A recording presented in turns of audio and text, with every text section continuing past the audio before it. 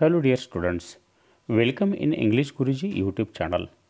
Dear students, in this video we are going to learn how to write a blog. So watch the full video and subscribe the channel. This chapter is from 11th class, but it is also important for the 12th class students also. विद्यार्थी मित्रांनो, blog लिहित असताना आपण या ठिकाणी या व्हिडिओमध्ये 6 मुद्दे पाहणार आहोत.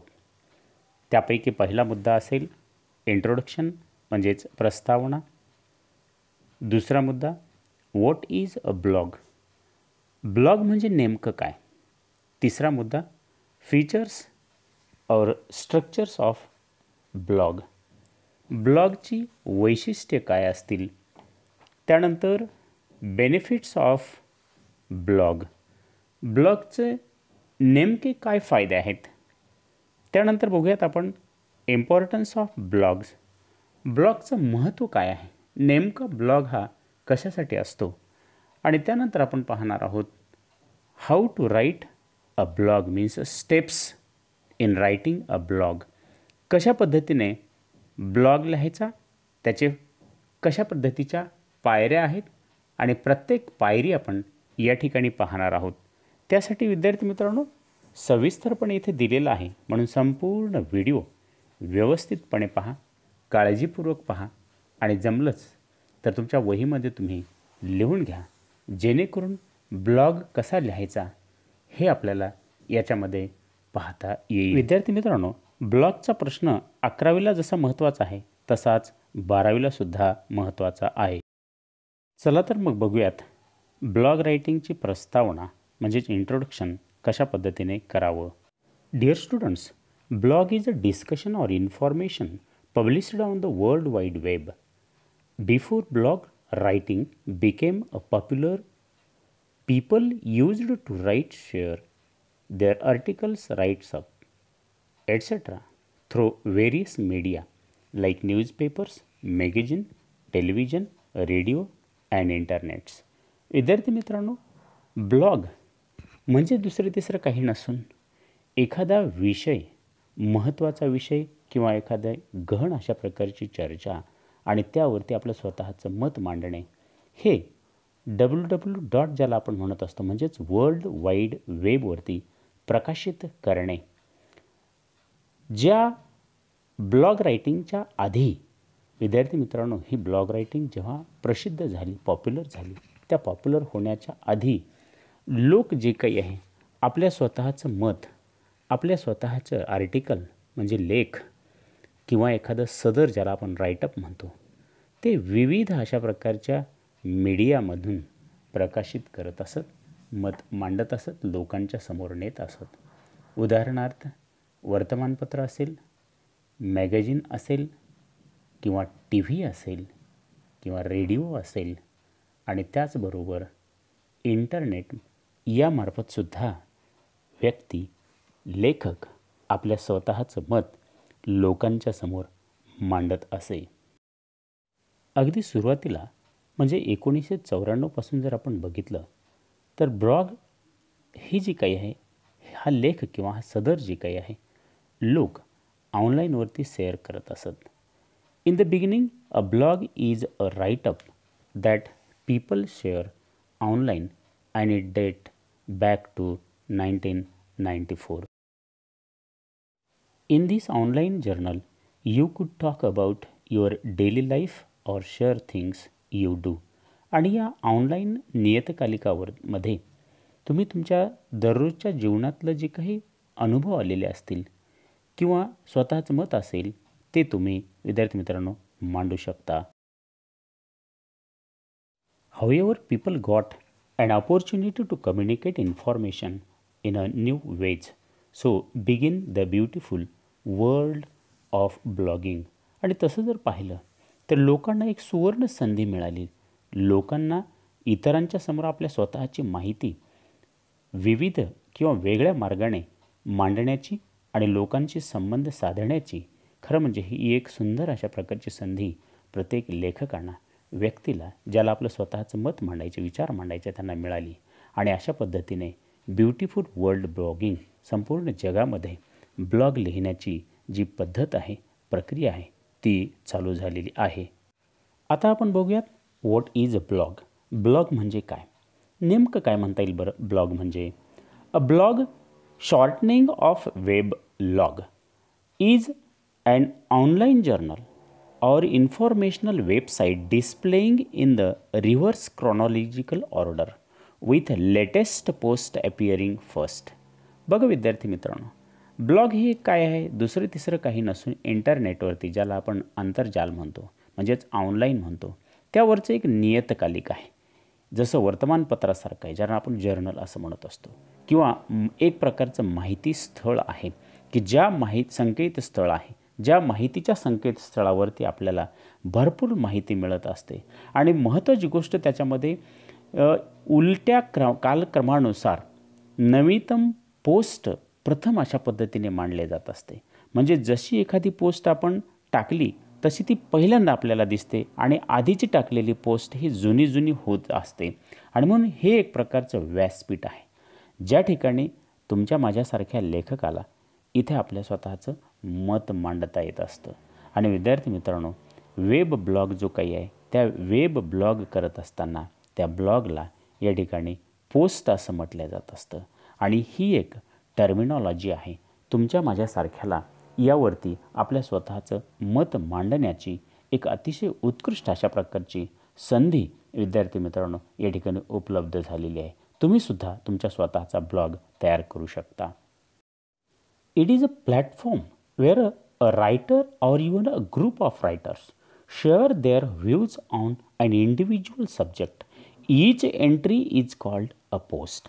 बघा, या ठिकाणी वेब म्हणजे दुसरं तिसरं काही नसून विद्यार्थी मित्रांनो, ज्या ठिकाणी एखादा लेखक किंवा लेखकांचा ग्रुप किंवा गट हा एका ठिकाणी येतो, तो समूह एका ठिकाणी येतो आणि एखाद्या विशिष्ट विषयावरती आपलं स्वतःचं वैयक्तिक मत मांडत असतो.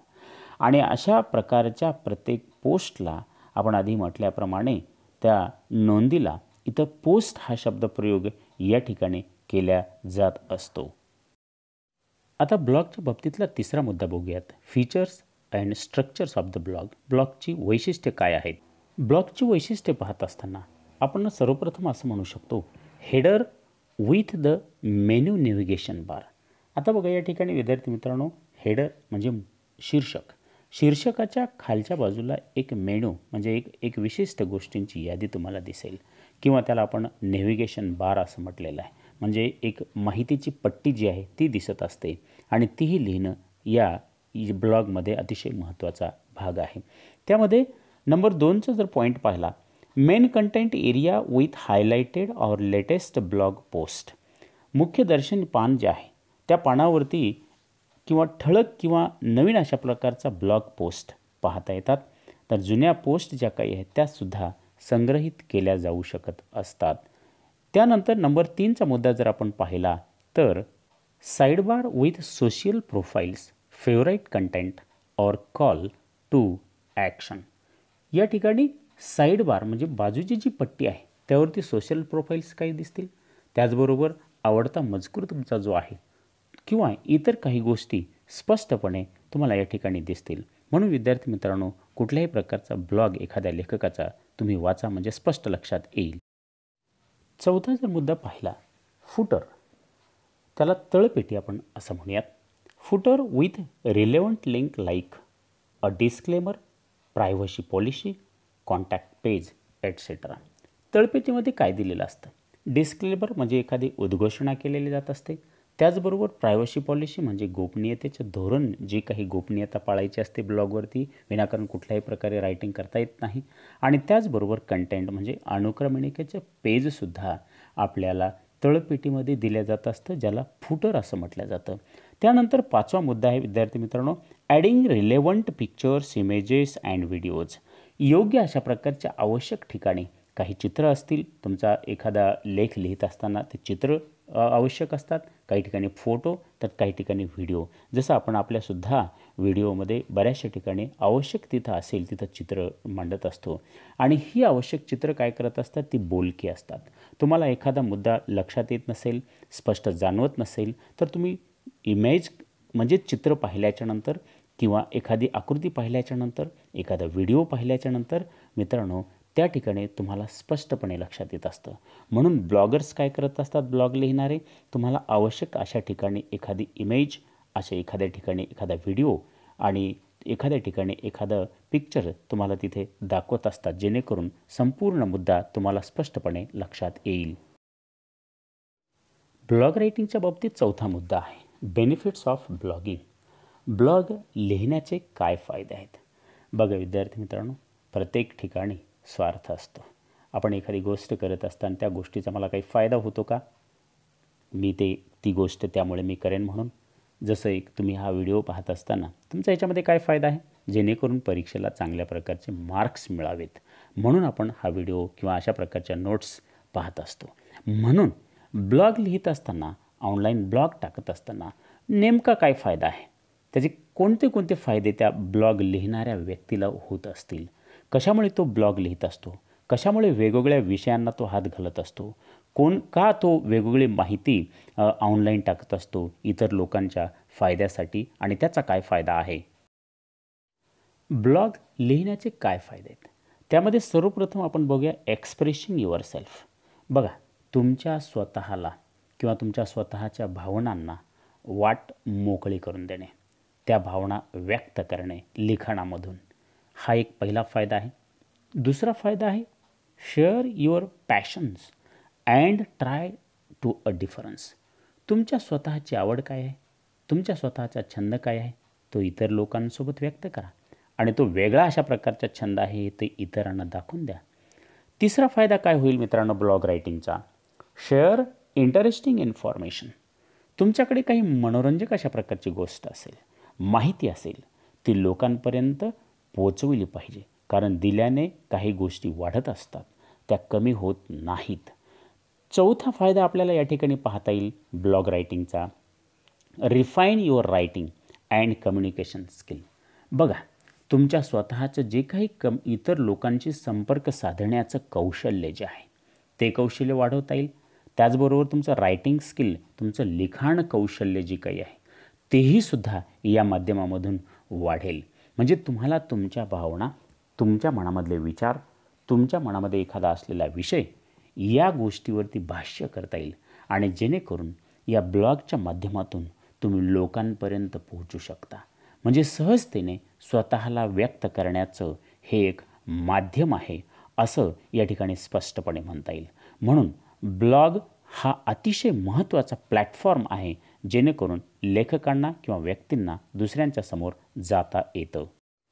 त्याचबरोबर learn how to make money online, ही गोष्ट आपण शिकायला पाहिजे की ऑनलाईन आपल्याला जर आपण अशा प्रकारचे ब्लॉग लिहिले तर काही त्यामधनं आर्थिक लाभ आपल्याला मिळू शकतो का, हे सुद्धा आपण या ठिकाणी पाहिलं पाहिजे आणि ते फायदा होत असतो, मिळतो.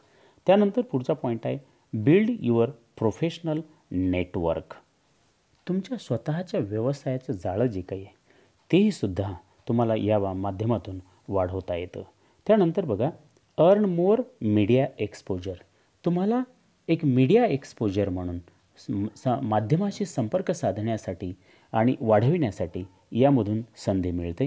त्यानंतरचा पुढचा पॉईंट आहे publish rights and information, piece, views, opinion etcetera on world wide web.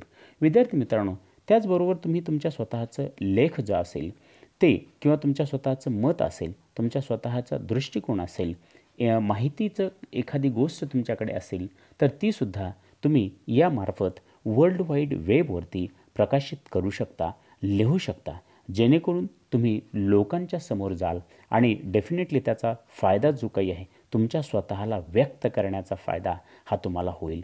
आणि म्हणून ब्लॉग रायटिंग जी काही आहे ती करणं अतिशय महत्त्वाची आहे, अतिशय फायद्याची आहे.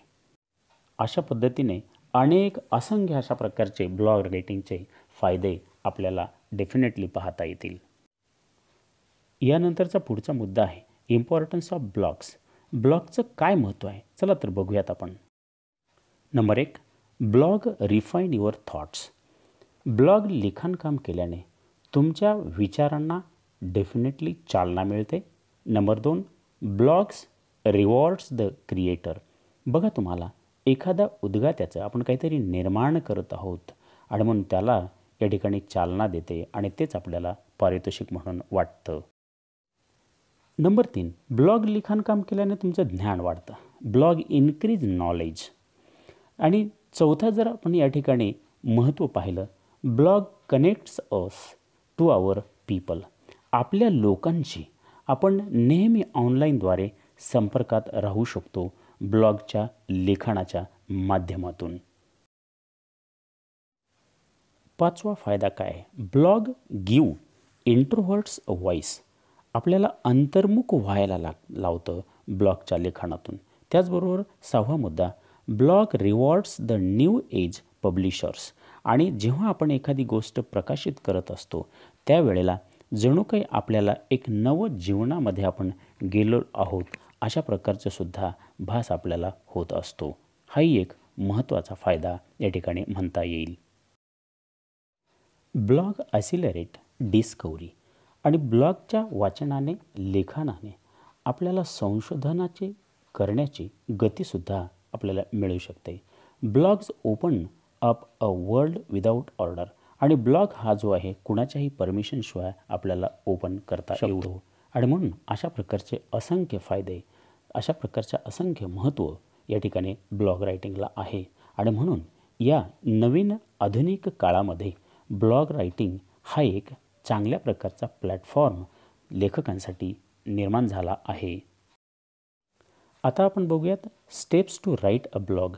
ब्लॉग लिहिण्याच्या पायऱ्या कोणकोणत्या आहेत, कशा पद्धतीने आपण प्रत्यक्षात ब्लॉग लिहिता येईल.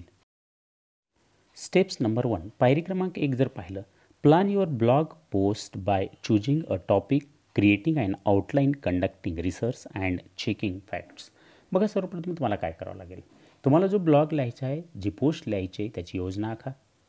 आपण काय लिहिणार आहोत हे ठरवा. त्याचबरोबर एखादा विषय निवडा, त्या विषयाची रूपरेषा निर्माण करा आणि आपल्याकडे असलेल्या जो माहिती आहे त्या माहितीचा तुम्हाला आढावा घ्यावा लागेल की कोणती कोणती माहिती आपल्याकडे आहे, आपण कोणत्या विषयावरती लिहिणार आहोत, ज्या विषयावरती लिहिणार आहोत त्या विषयीची संपूर्ण माहिती आपण संशोधन केलेलं आहे का याविषयी चेक करा आणि तो विषय निवडा. मित्रांनो, दुसरा मुद्दा जर म्हटलं, give your blog and attractive title. तुमच्या ब्लॉगला एक आकर्षक अशा प्रकारचा शीर्षक द्या, जेणेकरून त्यामुळे वाचक जे आहेत त्यांचं लक्ष तुमच्याकडे आकर्षित झालं पाहिजे. मित्रांनो, शीर्षक दिल्याच्या नंतर तिसरा मुद्दा या ठिकाणी असतो, draft headline that is both and informative and will capture the readers attention. सगळ्यात महत्त्वाची गोष्ट असते की हेडलाईन अतिशय महत्त्वाची आहे. त्यामध्ये महत्त्वाचा विषय या ठिकाणी आला पाहिजेत आणि त्याचबरोबर वाचक जे काही आहेत त्या वाचकांचं लक्षसुद्धा आकर्षित झालं पाहिजे. म्हणून आपण जसं वर्तमानपत्रामध्ये एखादी बातमी वाचतो, ती बातमी वाचत असताना सर्वप्रथम आपण हेडलाईन वाचत असतो आणि जर हेडलाईन आवडली तर संपूर्ण बातमी आपण वाचत असतो. म्हणून ब्लॉगची सुद्धा हेडलाईन अतिशय आकर्षक, अट्रॅक्टिव्ह अशा पद्धतीने असली पाहिजे. हेडलाईन झाल्याच्या नंतर have an introduction, lead and concluding paragraph that sum up the blog post, add your personal experience. बघा विद्यार्थी मित्रांनो, पहिल्यांदा आपण टायटल दिलं, त्यानंतर हेडलाईन पाहिली आणि हेडलाईनच्या नंतर आता प्रस्तावना, इंट्रोडक्शन. प्रस्तावना 2-3 ओळीमध्ये व्हावी. त्याचबरोबर लीड म्हणजेच प्रस्तावनेचा भाग जो आहे तो सुद्धा अतिशय आकर्षक असला पाहिजे.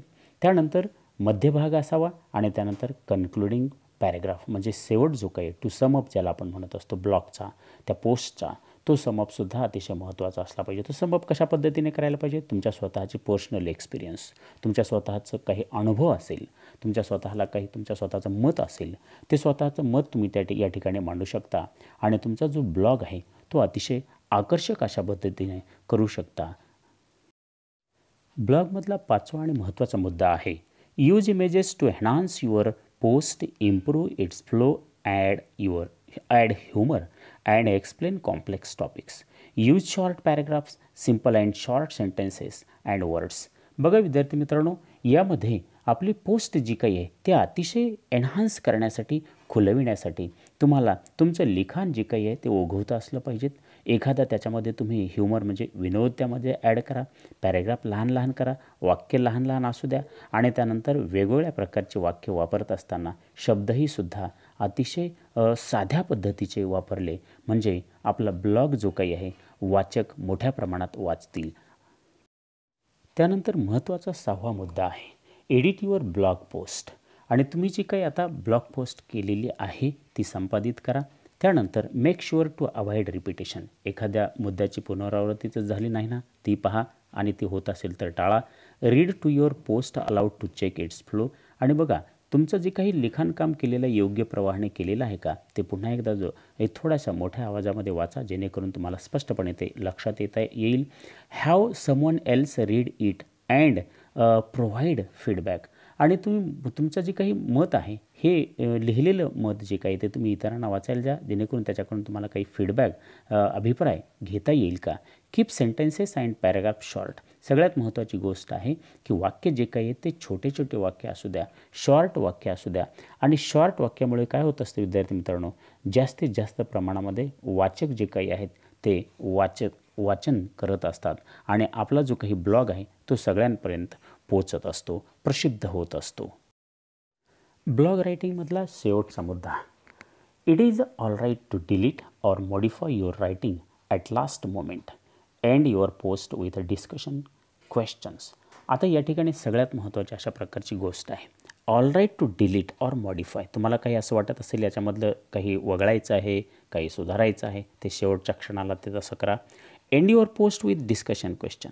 एखादा प्रश्न काही तुम्हाला त्या ठिकाणी तुमच्या पोस्टच्या शेवटी देता येईल का, की वाचकाचं मत तुम्हाला मागवता येतं का, की मी लिहिलेलं आहे ते तुम्ही या ठिकाणी मला अभिप्राय पाठवा म्हणून आपण असंही सुद्धा म्हणू शकतो. म्हणून पोस्टच्या शेवटी चर्चेसाठी एखादा प्रश्न जरूर दिला पाहिजे.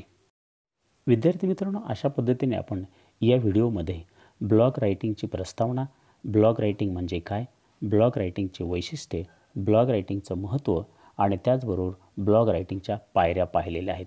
डेफिनेटली मला अपेक्षा आहे तुम्हाला हे सगळं काही समजलेलं असेल. विद्यार्थी मित्रांनो, माझं चॅनल सबस्क्राईब करा, लाईक करा, शेअर करा, इतर मित्रांनासुद्धा पाठवा जेणेकरून सगळ्यांनाच ह्या 11वी, 12वी आणि 10वीच्या नोट्सचे व्हिडिओ सगळ्यांना पाहता येतील.